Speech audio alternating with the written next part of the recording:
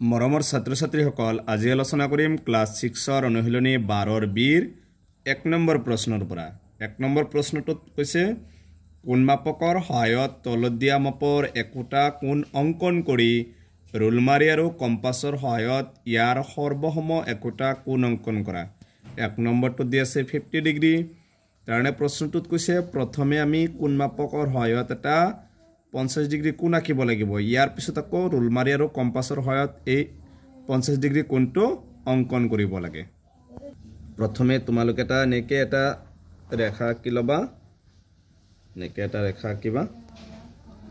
তাৰ পিছত প্ৰথমে কৈছিল কোণ মাপকৰ সহায়ত এটা আমি কোণ মাপকৰ সহায়ত এটা 50 ডিগ্ৰী কোণ অংকন কৰিম এটো এনেকে ধৰিবা হেখত তো 0 ৰ ওপৰেদি যাব লাগিব আছটো এতে সবা ইয়াত 50 ডিগ্ৰী এটো 50 তাৰ পিছত এনেকে কি কৰিবা সংযোগ কৰি দিবা এনেকে সংযোগ কৰি দিবা এটো নামও দিব পাৰিবা এ সি এটো কোণটো আমি কিমান ডিগ্ৰী আঁকিলো 50 ডিগ্ৰী কোণ এটো হৈছে প্ৰথমে আমাক কৈছিল এটো কোণ মাপকৰ সহায়ত এতিয়া সেম একে কোণটো আমি কোণ মাপকৰ সহায়ত নৰিবা ৰুল মাৰি আৰু কম্পাছৰ সহায়ত কৰিব লাগিব এবাৰ কি কৰিবা তোমালোকে প্ৰথমে আগৰ নিচিনা এটা ৰেখা আঁকি লবা এনেকে তাৰ পিছত এবাৰ কোণ মাপকৰ সহায়ত প্ৰথমে এটা 90 ডিগ্ৰী কোণ আঁকি লবা প্ৰথম হেক বিন্দুৰ পৰা এনেকে ধৰিবা 90 ডিগ্ৰী তো আগতে শিকাইছিল তোমালোকে চাবা তাৰ পিছত যত লাগিব একে মাপৰ চেঞ্জ যাতে নহয় এনেকে দিবা আকৌ ইয়াৰ পৰা একবাৰ ইফালে এটো অলপ সৰু হল এটো আকৌ দি লবা ডাঙৰকে অলপ লৰচৰ হৈছে তো লৰচৰ যাতে নহয় তাৰ পিছত তো অলপ লৰচৰ হৈছিল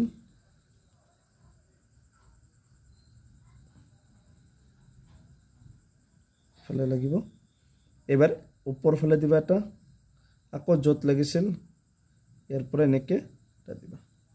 ইয়াৰ পিছত এটো কি কৰিবা সংযোগ কৰিবা যাতে লৰচৰ নহয় বৰ অলপ লৰচৰ হৈছিল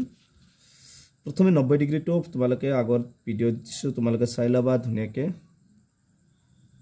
এটো কিমান ডিগ্ৰী হ'ব 90 ডিগ্ৰী এৰ নাম দিব পাৰিবা এ বি এৰ নামটো দি দিব সি দিলো তাৰ পিছত কি কৰিবা এবাৰ যেটো 50 ডিগ্ৰী কোণ আঁকিব লাগে এইটোৰে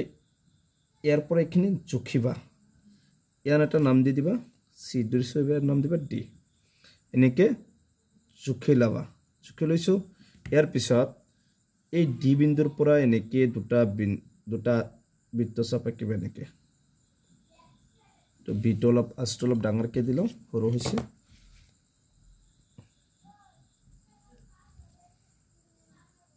এনেকে অলপ বঢ়াই দিছো এবাৰ ইয়াৰ পৰা যত কটা কটিছে ইয়াৰ পৰা আকৌ এটা ফলে কাটিবা ইয়াৰ পিছত একে মাপৰ যাতে চেঞ্জ নহয় ইয়াৰ পৰা এটা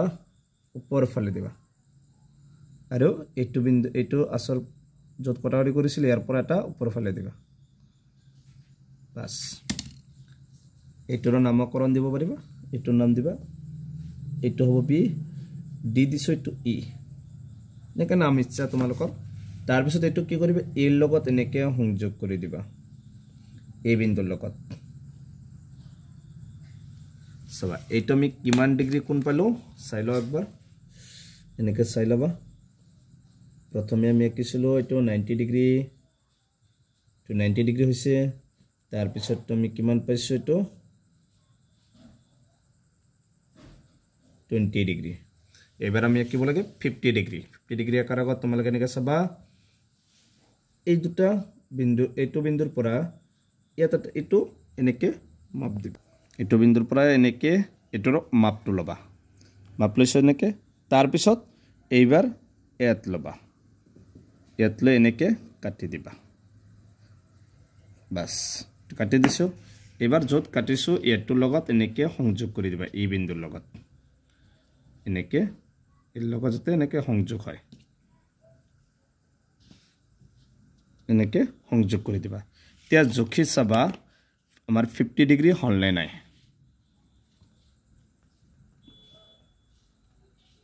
তো 0 ওপৰতে যাব এনেকৈ চাবা এনেকৈ ধুনীয়াকৈ মিলাই লবা